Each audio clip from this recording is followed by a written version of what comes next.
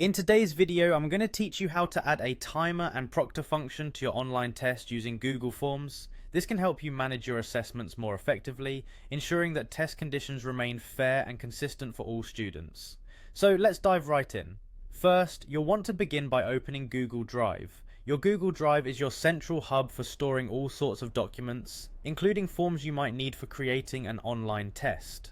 Once there, navigate to the Apps option. You'll find this in the menu, a useful place that houses different Google services available for you to use. Clicking on Apps, you will then proceed to select Forms. Forms is Google's solution for surveys, quizzes, and in this case, online tests. You'll want to open the form you wish to add the timer and proctor functions to. If you haven't created one yet, you can do so by clicking on New, then Google Forms.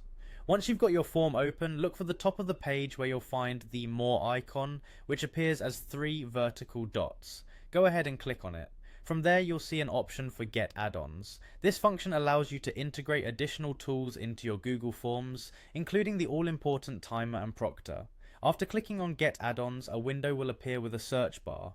Enter Extended Forms into the search bar. Extended Forms is a popular tool designed to introduce timing and proctoring features to Google Forms seamlessly.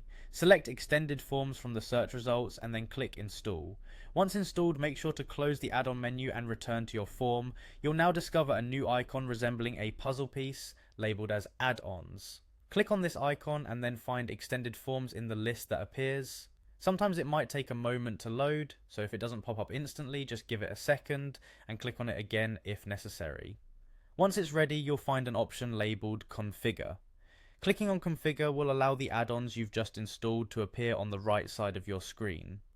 This sidebar is where you can adjust your test settings, such as setting how much time your students will have to complete the test or configuring the proctoring options to monitor test taking. When you've tailored the settings to fit your preferences, make sure to click Save.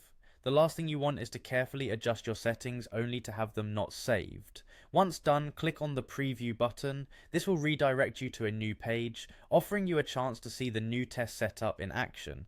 Feel free to test it by clicking the Get Started button after previewing, ensuring everything is functioning as expected. And there you have it. Using these steps, you've successfully integrated a timer and proctor